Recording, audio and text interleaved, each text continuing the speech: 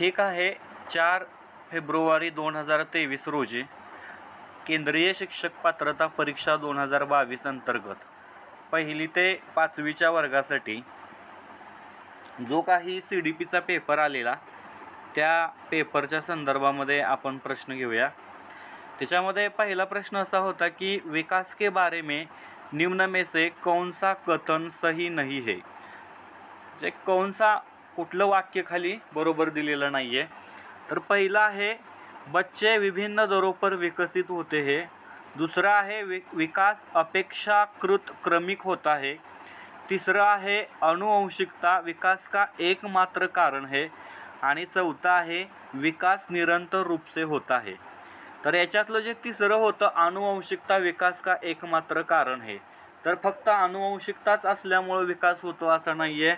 तर विकासासाठी अनुवंशिकतेसोबत इतरही अनेक घटक जे असतात ते कारणीभूत ठरत असतात. बाकीचे तिन्ही ऑप्शन्स बरोबर आहेत. सी जो ऑप्शन आहे तो चुकीचा आहे. पुढचा प्रश्न बघूया. मानवीय क्षमताएं जैसे कि बुद्धि, समस्या समाधान और समालोचनात्मक चिंतन का सापेक्ष रूप से विकास के किस क्षेत्र के अंतर्गत अध्ययन किया जाता है. तर याच्यामध्ये शारीरिक, संवेगात्मक, संज्ञानात्मक आणि नैतिक. तर याच्यामध्ये कॉग्निटिव्ह जे असतं संज्ञानात्मक, त्याच्यामध्ये बुद्धी, समस्या समाधान, समालोचनात्मक चिंतन या साऱ्या ज्या गोष्टी आहेत त्या सगळ्या गोष्टी कॉग्निटिव्हमध्ये येत असतात. त्यामुळं ऑप्शन क्रमांक सी. आता पुढचं आहे अभिकथन दिलेले आहेत आणि त्याच्यानंतर काय त्यांनी सांगितलं ते बघा.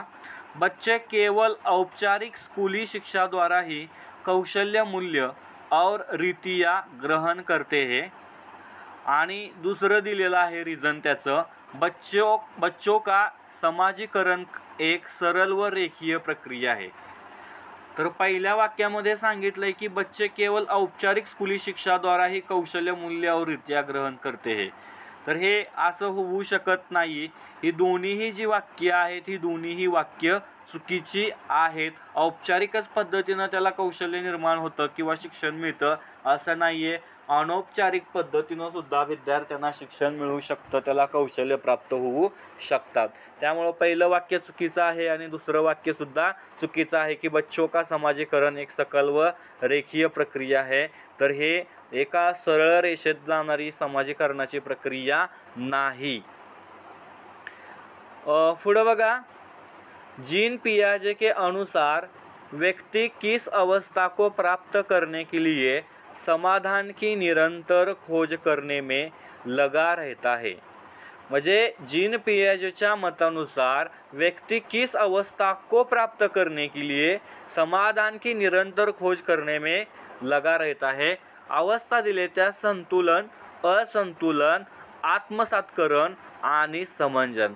तर या ठिकाणी संतुलन प्राप्त करण्यासाठी व्यक्ती काय करत असतो की समाधान की निरंतर खोज करत असतो. पुढं आहे परिकल्पनात्मक निगमनात्मक तर्क किस चरण की विशिष्ट विशेषता है. तर याच्यामध्ये चरण दिलेले आहेत, स्टेज दिलेले आहेत. संवेदी गत्यात्मक चरण, दुसरा आहे औपचारिक संक्रियात्मक चरण, तिसरं आहे पूर्व संक्रियात्मक चरण आणि चौथं आहे मूर्त संक्रियात्मक चरण. तर याच्यामध्ये संवेदी जे चरण आहे पहिलं तर ते आहे जन्मापासून 2 वर्षापर्यंत. त्याच्यानंतर ह्या सगळ्या गोष्टी बघत असताना या प्रश्नाचं उत्तर जे येतंय ते औपचारिक संक्रियात्मक चरण. तर या औपचारिक संक्रियात्मक चरणामध्ये काय होतं म्हणजेच काय तर अमूर्त धारणा ज्या असतात व्यक्तीच्या किंवा बालकाच्या त्याच्या संदर्भातलं हे काम करत असतं. वयाच्या 11व्या वर्षाच्या आसपास याची सुरुवात होत असते.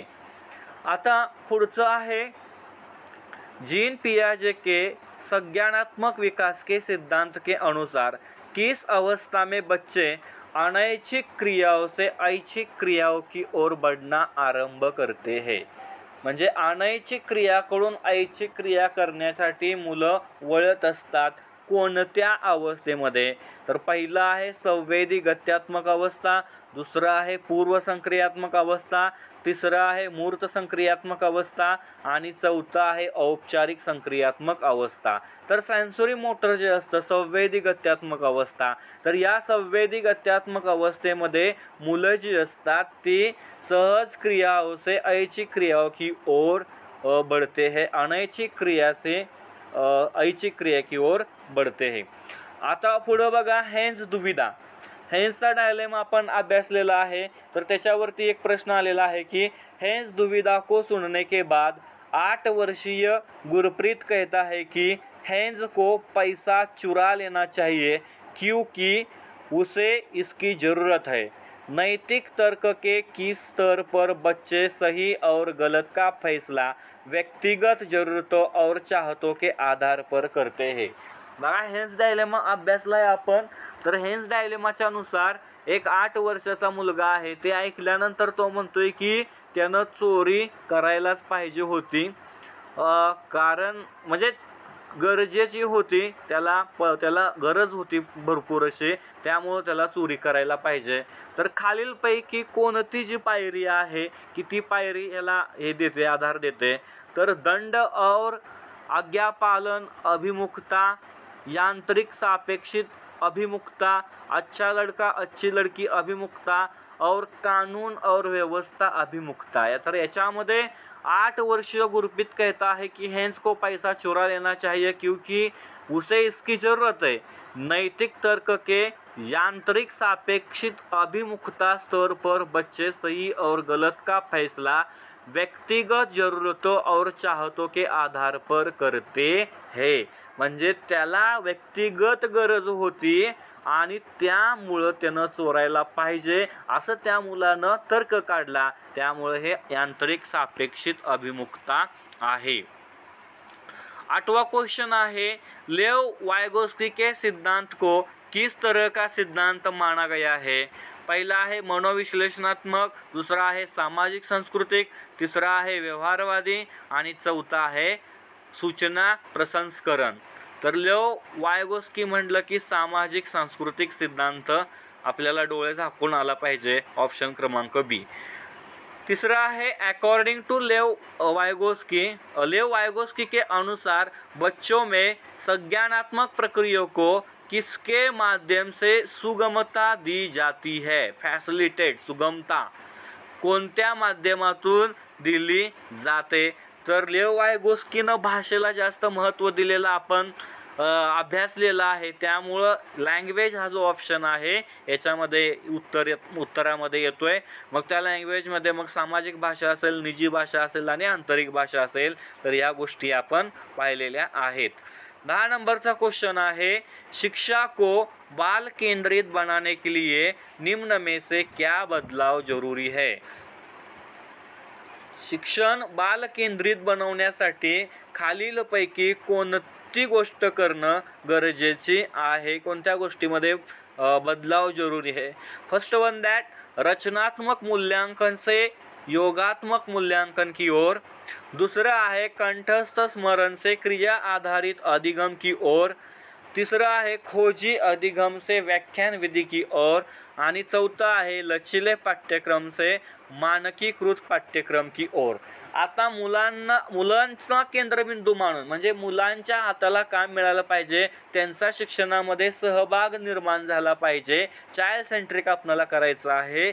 सो दॅट्स वाय बी जो ऑप्शन आहे की कंठस्थ स्मरण से क्रिया आधारित अधिगम की ओर, यानी की ॲक्टिव्हिटी बेस्ड लर्निंग विद्यार्थ्यांसाठी आपण केलं पाहिजे, ऑप्शन क्रमांक बी. हावर्ड गार्डनर वरती क्वेश्चन आलेला आहे. हावर्ड गार्डनर के बुद्धि के बारे में विचारों के अनुसार, म्हणजे Howard Gardner as per Howard Gardner's view on intelligence is that, म्हणजे त्याला बुद्धी काय वाटते की हावर्ड गार्डनरच्या मतानुसार तार्किक गणितीय बुद्धि का सर्वोत्तम प्रकार है. दूसरा है दूसरों की भावनाओं को समझने की क्षमता संगीतीय बुद्धि कहलाती है. तिसरं आहे बुद्धि के 3 प्रकार है, विश्लेषणात्मक, सृजनात्मक आणि व्यवहारिक। आणि चौथा है हर व्यक्ति अपने आप में विभिन्न प्रकार की बुद्धियों के विविध स्तर निहित करता है। तर याच्यामध्ये बी जो ऑप्शन आहे की दूसरों की भावनाओं को समझने की क्षमता संगीतीय बुद्धी कहलाती है, हे पाहिलं आपण। आणि त्याच्यानंतर असं आपल्याला लक्षात येतंय की हे असायला पाहिजे, परंतु असं येऊ शकत नाहीये। प्रत्येक व्यक्तीची भिन्न भिन्न बुद्धी असते। हावर्ड गार्नर असा सांगतोय की प्रत्येक व्यक्तीची भिन्न भिन्न बुद्धी असल्यामुळं तो जो लास्ट ऑप्शन आहे कि हर व्यक्ति अपने आप में विभिन्न प्रकार की बुद्धियों के विविध स्तर निहित करता है, हे वाक्य बरोबर आहे। आता पुढे बघा, अभिकथन दिलेलं आहे, वाक्य दिलेलं आहे आणि त्याचं कारण खाली दिलेलं आहे। तर ते बरोबर आहे का बघा। पहिलं आहे, एक अध्यापिका को विद्यार्थियों को किसी समस्या पर कार्य करते समय अपने विचारों के मौखिकीकरण के लिए प्रोत्साहित करना चाहिए। बघा, एका शिक्षिकेला एक अध्यापिका को विद्यार्थियों को किसी समस्या पर कार्य करते समय अपने विचारों को मौखिकीकरण के लिए प्रोत्साहित करना चाहिए, बोलकं केलं पाहिजे त्यांना। आणि दुसरं आहे, निजी वाक बच्चों के संज्ञानात्मक विकास को सुसाधित करता है। या ठिकाणी हे जे दोन्ही ऑप्शन्स आहेत, म्हणजे पहिलं जे विधान आहे त्या पहिल्या विधानाचं दुसरं हे कारण आहे किंवा सही वाक्य करत आहे। त्यामुळे जो पहिला ऑप्शन आहे बोथ आर करेक्ट, दोन्हीही बरोबर आहेत आणि एक ही सही व्याख्या आर करत आहे, हे बरोबर आहे। पुढचा प्रश्न आहे, एक अध्यापिका प्रचलित सामाजिक जेंडर संबंधी रूढ़िबद्धताओं को कैसे प्रभावहीन बना सकती है।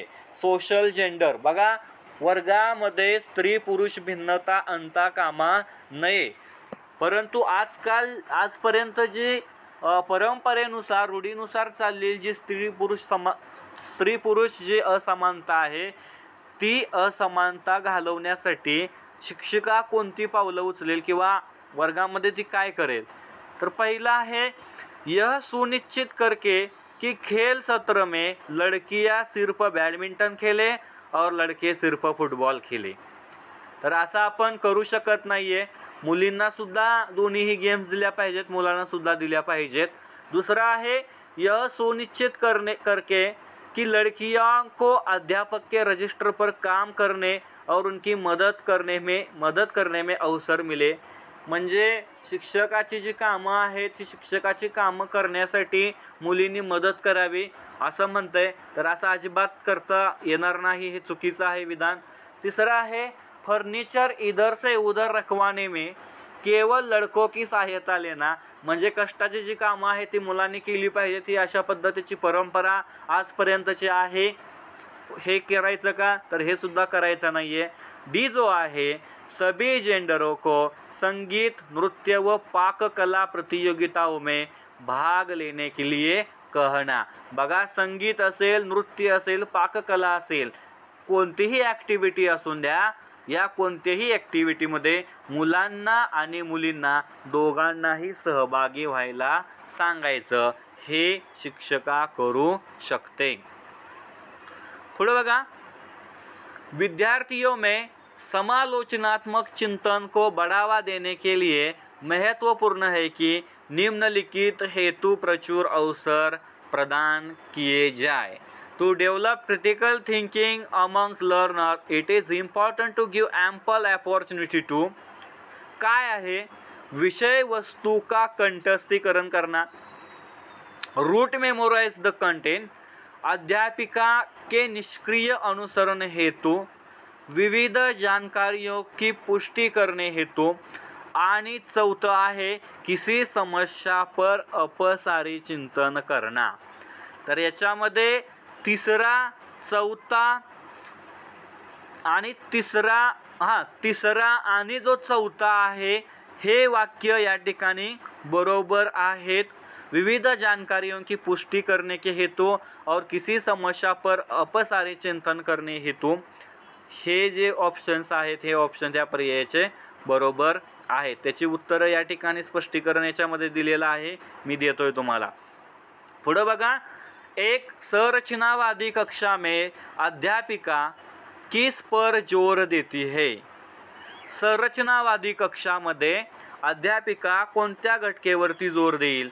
तर रचनात्मक मूल्यांकन, मानकीकृत मूल्यांकन, मानक संदर्भित मूल्यांकन, योगात्मक मूल्यांकन. तर फॉर्मॅटिव्ह असेसमेंट जे असतं रचनात्मक मूल्यांकन, तर हे रचनात्मक मूल्यांकन संरचनावादी वर्गामध्ये करायचं असतं. 16वा प्रश्न आहे, समावेशी शिक्षा के विविध जरियों के निष्कासन पर बल देती है. तर प्रस्तुतीकरण, अभिव्यक्ती, संलग्नता और भेदभाव. तर समावेशी शिक्षा जी आहे ही समावेशी शिक्षा भेदभाव जो आहे या भेदभावावरती बल देते. भेदभाव करायचा नाही याच्यासाठी ते प्रयत्न करत असते. सर्वांना समान मानायचं असं सर्वसमावेशी शिक्षेच्या माध्यमातून सांगितलं जातं. नेक्स्ट क्वेश्चन आहे, एक ऐसी कक्षा में जिसके विविध सामाजिक आर्थिक परिवेशों से विद्यार्थी आते हैं, एक अध्यापिका को क्या करना चाहिए. म्हणजे बघा, एक ऐसी कक्षा में जिसमें विविध सामाजिक आर्थिक परिवेशों से विद्यार्थी आते हैं. समाजातील सामाजिक आर्थिक ज्या बाबी आहेत त्यांचा म्हणजे सर्व समाजातील स्तरातून मुलं वर्गामध्ये येत आहेत, त्या वर्गामध्ये शिक्षिका होण्याच्या नात्याने तुम्ही काय कराल. तर पहिला आहे, अधीनस्थ समूहों से संबंधित विद्यार्थियों के लिए कमतर अपेक्षाएं बनाना और कायम रखना. आर्थिक सामाजिक बॅकवर्ड क्लासमधून आलेले जे विद्यार्थी आहेत त्या विद्यार्थ्यांच्याकडून तुम्ही जास्त अपेक्षा ठेवू नका असं म्हणतंय. दूसरा है, समावेशी भाषा जैसे कि हमारा विद्यालय हमारी कक्षा का इस्तेमाल करें. तीसरा है, प्रबल समूहों से संबंधित विद्यार्थियों में अलगाव की भावना को बढ़ावा देना. आणि चौथा आहे, अधीनस्थ समूह से संबंधित विद्यार्थियों के बारे में रूढ़िवादों को बढ़ावा देना और रूढ़िवाद भय पैदा करना.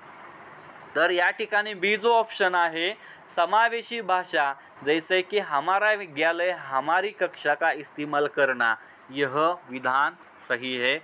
हे शिक्षकानं केलं पाहिजे. 18वां क्वेश्चन आहे, दृष्टिबाधित विद्यार्थियों के सफल समावेशन के लिए अध्यापक को क्या करना चाहिए. वर्गातील काही विद्यार्थ्यांना दिसण्याचा प्रॉब्लेम आहे, तर त्या विद्यार्थ्यांसाठी तुम्ही काय कराल. तर पहिला है, अवधारणा की व्याख्या के लिए चित्रों का प्रयोग करना चाहिए. दूसरा है, एक प्रकार की लिखित सामग्रियों को मौखिक रूप से प्रस्तुत करना चाहिए. तीसरा है, विद्यार्थी से बात करते समय हाथों का खूब इस्तेमाल करना चाहिए. आणि चौथा है, दिखाए जा रहे वीडियो के उपशीर्षक देना चाहिए. तर मुलांना दिसतच नाही, तर दिसत नसणाऱ्या मुलांना, दिसण्याचा दोष असणाऱ्या मुलांसाठी आपण काय करतोय की जे लिहिलेलं मटेरियल आहे ते वाचायचं आणि त्यांना ऐकवायचं. ऑडिओ गोष्टी त्यांना जास्त हे करायच्या, फोकस करायच्या. तर बी जो ऑप्शन आहे तो त्याच्यामध्ये येतोय. 19वा प्रश्न आहे, ध्यान भाव एवं अतिसक्रियता विकार ग्रसित विद्यार्थियों के सफल समावेशन के लिए अध्यापक को क्या करना चाहिए. हायपर ॲक्टिव्हिटी डिसऑर्डर आहे त्या विद्यार्थ्यांना, attention deficit hyper activity disorder. तर त्या विद्यार्थ्यांसाठी काय आपण करायचं. तर पहिला आहे, परिवेश में व्यवधानों को अधिक कर देना चाहिए. दूसरा है, लंबे और जटिल प्रदत्त कार्य देने चाहिए. तीसरा है, विद्यार्थियों को समय प्रबंधन और संगठनात्मक आदतों के विकास में सहायता करनी चाहिए. आणि डी आहे, गैर लचीली विधि और दिनचर्या का इस्तेमाल करते हुए शिक्षण करना चाहिए. बघा, ध्यान भाव सक्रियता विकार जो है हा एक मस्तिष्क का विकार है जो आपके ध्यान देने, बैठने, स्थिर रहने और अपने व्यवहार को नियंत्रित करने के तरीके को प्रभावित करता है। ADHD से ग्रसित विद्यार्थियों के सफल समावेशन के लिए अध्यापक को निम्नांकित शिक्षण रणनीतियों का उपयोग करना चाहिए। उसमें विद्यार्थियों को समय प्रबंधन और संगठनात्मक आदतों के विकास में सहायता करनी चाहिए। दूसरा है कार्य को छोटे छोटे भागों में विभक्त करना ताकि अक्षमता वाले शिक्षार्थी इसे बहुत अच्छी तरह से कर सके। पुढचा आहे की एक लचीला पाठ्यक्रम बनाए, समय रेखा भी लचीली होनी चाहिए। तर या ठिकाणी 19व्या प्रश्नामध्ये जे ऑप्शन्स दिलेले आहेत त्यानुसार सी जो ऑप्शन आहे हा सी ऑप्शन या गटामध्ये बसतोय, म्हणून या प्रश्नाचं उत्तर सी आहे। आता पुढे बघा, डिस्लेक्सिया पोजेस पठन वैकल्प सापेक्ष रूप से किस क्षेत्र में चुनौती पैदा करता है। पठन वैकल्प्य डिस्लेक्सिया विद्यार्थ्याला आहे तर कोणत्या क्षेत्रामध्ये त्याला चॅलेंजेस येत आहेत, तर लिखित विषय सामग्री के बोध में, दूसरा है शारीरिक गतिविधियों के समन्वय में, तीसरा है दूसरों की भावनाओं को समझने में आणि चौथा है चित्र बनाने में। पठन कौशल्यामध्ये प्रॉब्लेम येत असेल तर त्याला वाचायला जर काही येत नसेल तर त्याचा वाचण्यात जर का प्रॉब्लेम असेल तर नक्कीच लिहिण्यामध्ये प्रॉब्लेम असणार आहे, त्यामुळे ऑप्शन ए येतोय। 21वां प्रश्न आहे, प्रभावशाली और अर्थपूर्ण अधिगम के लिए अध्यापक को किस प्रकार की शिक्षण शास्त्रीय प्रविधियों का इस्तेमाल करना चाहिए। म्हणजे इफेक्टिव्ह आणि मिनिंगफुल लर्निंग झालं पाहिजे यासाठी कोणत्या शैक्षणिक पद्धतीचा वापर शिक्षकांना केला पाहिजे। तर पहिला आहे कल्चरल रिलेवेंट यानी कि सांस्कृतिक रूप से प्रासंगिक, दूसरा आहे मानकीकृत, तिसरा आहे परीक्षा केंद्रित आणि चौथा आहे व्यवहारवादी। तर विद्यार्थ्यांना प्रभावशाली शिक्षण देण्यासाठी सांस्कृतिक रूप से प्रासंगिक रूप की ओर ही जी पद्धत आहे दैनंदिन जीवनातील उदाहरणं देत देत मुख्य कंटेंट त्याला शिकवायचा, तर ह्या पद्धतीनं आपण गेलं पाहिजे। ऑप्शन क्रमांक 1।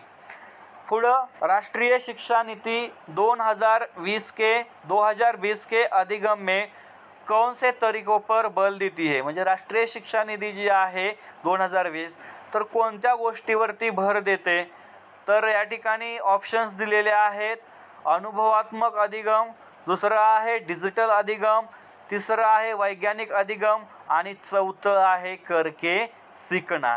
तर या ठिकाणी हे जे ऑप्शन्स आहेत सगळेच अनुभवातून पण शिकायचं आहे, डिजिटल माध्यमातून शिकायचं आहे, वैज्ञानिक दृष्टिकोनातून शिकायचं आहे आणि लर्निंग बाय डुईंग पण करायचं आहे।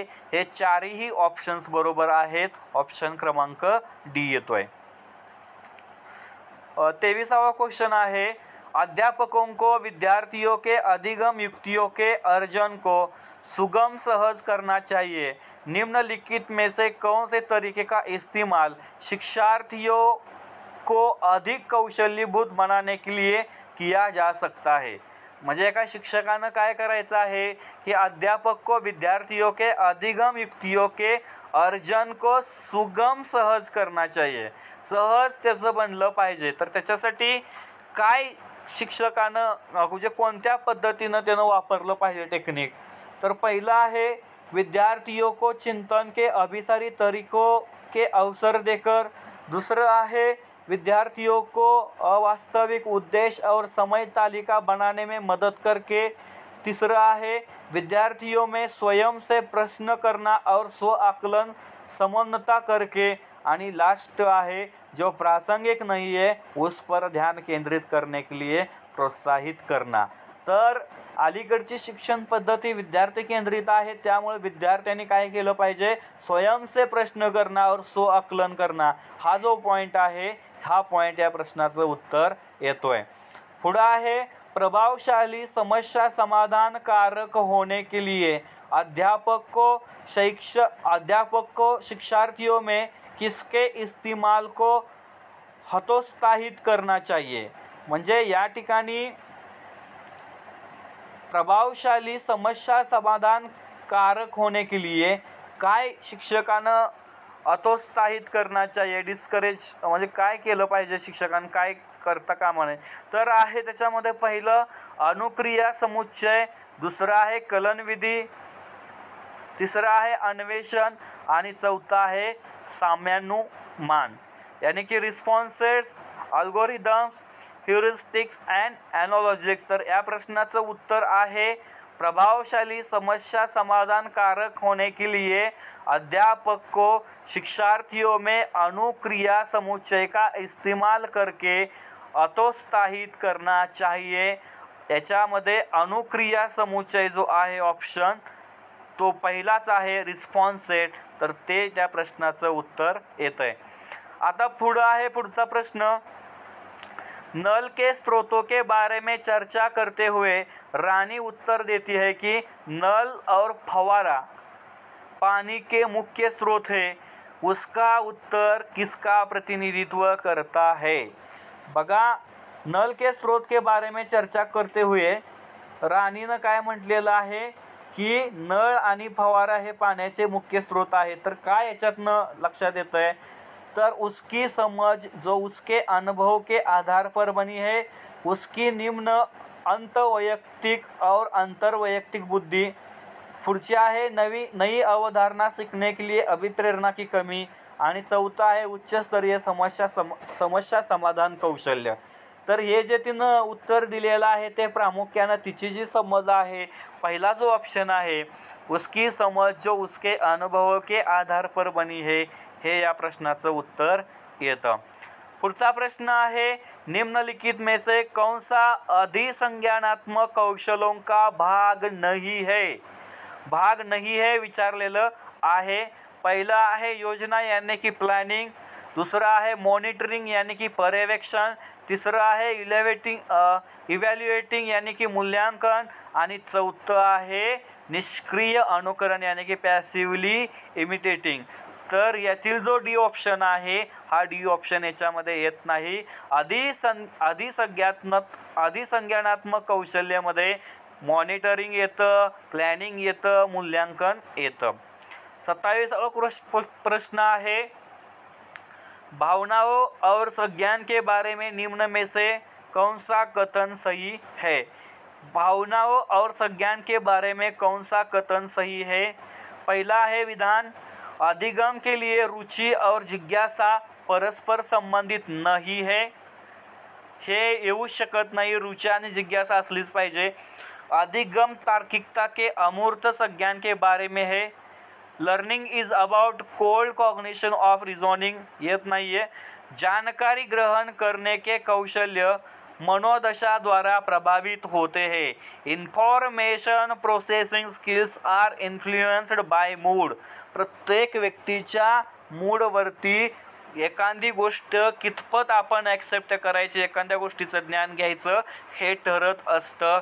निराशा का उच्च स्तर संज्ञानात्मक दक्षता को समुन्नता करता है. तर याच्यातील जो सी ऑप्शन आहे हा सी ऑप्शन्स बरोबर येतोय. नेक्स्ट क्वेश्चन आहे 28वां. विद्यार्थियों को अधिगम के प्रति अभिप्रेरित करते रहने के लिए अध्यापक को क्या समुन्नता करनी चाहिए.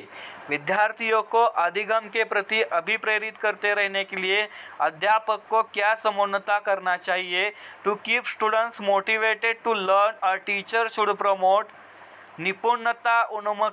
निपुणता उन्मुखी उद्देश्य, योग्यता का सच, असहायता का सीखा हुआ भाव और लास्ट का है प्रतियोगात्मक दृष्टिकोन. यानी की मास्टरी ओरिएंटेटेड गोल्स जो आहे ते शिक्षकांना प्राप्त केला पाहिजे, निपुणता प्राप्त केली पाहिजे. 29 क्वेश्चन. विद्यालय में बच्चों की सफलता में निम्न में से कौन सा कारक बाधा उत्पन्न करता है. शाळेमध्ये विद्यार्थ्यांना सफलता मिळवत असताना, सक्सेस मिळवत असताना खालीलपैकी कोणता घटक बाधा ठरतोय. फर्स्ट वन दॅट लचीली समय सारणी, सेकंड वन दॅट संरचनात्मक शिक्षाशास्त्र, तिसरं आहे कठोर पाठ्यचर्या आणि चौथं आहे अधिगम एव मूल्यांकन. तर हार्ड करिक्युलम जो असतोय, रिजिड करिक्युलम जो असतोय, कठोर पाठ्यचर्या, तर हा कठोर पाठ्यचर्या विद्यार्थ्यांच्या सफलतेमध्ये बाधा आणत असतोय. लास्ट क्वेश्चन है, किस अवधारणा को समझाते समय यह महत्वपूर्ण है कि विषय वस्तु का विद्यार्थियों के दिन प्रतिदिन के जीवन से संबंध बनाया जाए. हे पहिलं वाक्य आहे आणि याचं रिझन दिलेलं आहे, अधिगम कंठस्थीकरण के माध्यम से बहुत प्रभावशाली होता है. बघा, किसी अवधारणा को समझाते समय यह महत्वपूर्ण है कि विषय वस्तु का विद्यार्थियों के दिन प्रतिदिन के जीवन से संबंध बनाना जाए ताकि वह अवधारणा निश्चित स्थान पर उपयोग किया जा सके. अंततः कथन जो ए है वो ए सही है तथा अधिगम कंठस्थीकरण के माध्यम से बहुत प्रभावशाली नहीं होता है, क्योंकि रटंत प्रवृत्ति से अधिगम का दैनिक जीवन में उपयोग नहीं किया जा सकता. अंततः कारण जो आर है दूसरा, वो विकल्प जो है गलत है. या प्रश्नाचं जे उत्तर जे आहे ए सही है लेकिन आर गलत है हे येतंय. अशा पद्धतीनं आपण 30 प्रश्न बालमानसशास्त्र चे अभ्यासलेले आहेत.